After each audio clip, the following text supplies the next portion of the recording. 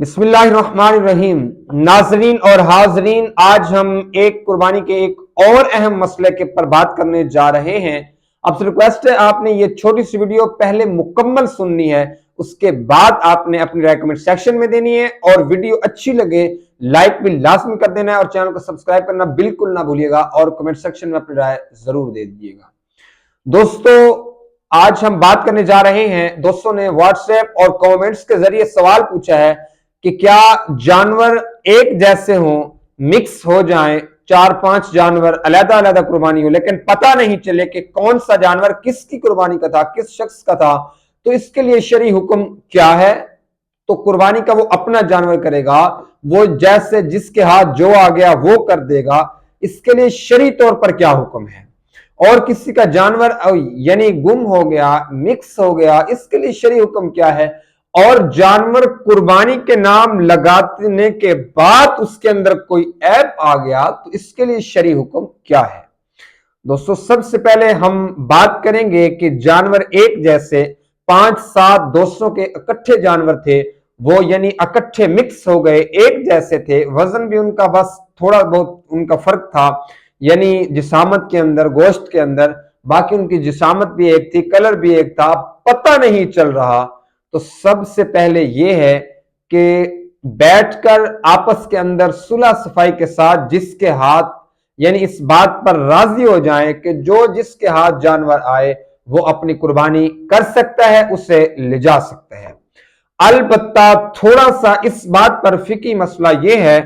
کہ اگر وہ جانور مکس ہو جائیں، ان میں سے کسی جانور کا گوشت زیادہ نظر آتا ہے، ہڈیوں کے اندر گوشت کا گودا زیادہ نظر آتا ہے، کسی میں کم نظر آتا ہے، اور کوئی شخص کہہ دیتا ہے کہ میرا جانور گوشت میں زیادہ تھا، تو جس کے پاس وہ جانور چلا جائے زیادہ گوشت والا، وہ کم گوشت والے یعنی کمزور جانور والے کو کچھ دیت دے دے، کچھ پیسے دے کر راضی کر لے، اس کے بعد جو جو جانور لے جائے گا اس کی قربانی ہو جائے گی۔ یہ ہے شرعی مسئلہ۔ اس کے بعد یہ ہے کہ عیب والا جانور جو ہوتا ہے، یعنی عیب زدہ ایسے کہ قربانی کا جانور ہم نے لے لیا، گھر لے آئے ہیں، گھر یعنی 2-4 دن رہا، اس کے بعد اس کی ٹانگ ٹوٹ گئی، یعنی اس کا کوئی ایسا مسئلہ ہو گیا کہ یعنی وہ عیب زدہ ہو گیا۔ دیکھیں، اب وہ قربانی کے نام لگ چکا ہے، تھوڑے دن رہ گئے ہیں قربانی کے اندر، اگر اس کو چھوٹی موٹی چوٹ آ گئی، چھوٹا موٹا مسئلہ بن گیا تو وہ قربانی لگ جائے گا۔ سوال یہ ہے اگر زیادہ مسئلہ بن جائے، یعنی بالکل اندھا ہو جائے، دیکھنے سے قاصر ہو جائے، اس کے بعد لنگڑا پن اتنا ہو جائے کہ وہ چل نہ سکے، اس کے بعد اس کا سینگ، جڑ سے سینگ دونوں ٹوٹ جائیں، تو اس کے لیے شرعی حکم کیا ہے؟ اس کے لیے یہی شرعی حکم ہے، اگر وہ شخص صاحب استطاعت ہے، اس کے اوپر قربانی واجب تھی، فرض تھی، اس کے پاس اتنا مال تھا کہ وہ جانور لے آیا، تو چاہیے کہ جانور کو وہ تبدیل کر لے، اس کا متبادل اختیار کرے۔ اور سوال یہ ہے کہ اگر کسی غریب آدمی نے اپنی جمع پونجی سے جانور خرید لیا، اس کے بعد وہ عیب زدہ ہو گیا،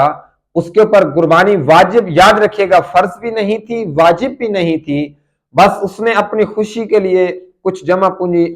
اکٹھی کر کے جانور خرید لیا تھا، تو وہ اب عیب زدہ ہو گیا ہے، وہ غریب شخص اسی جانور کی قربانی کر سکتا ہے۔ یہ فقہی مسئلہ، فقہ کے نزدیک، امام اعظم ابو حنیفہ کے نزدیک یہ بالکل ٹھیک ہوگا، اس کی قربانی ہو جائے گی، یعنی وہ اسی جانور کو قربان کر سکتا ہے۔ یہ ہمارے اسلام میں بہت ہی بڑا ریلیف ہے۔ دوستو، لاسٹ میں یہی آپ سے ریکویسٹ ہے، آپ چینل پر نئے ہیں، چینل کو سبسکرائب ضرور کیجئے گا، حافظ ابرار اسلامک میرے چینل کو سپورٹ کرنا بالکل نہ بھولیے گا، کمنٹ سیکشن میں بتائیے گا ویڈیو نیکسٹ کس ٹاپک پر بنائی جائے۔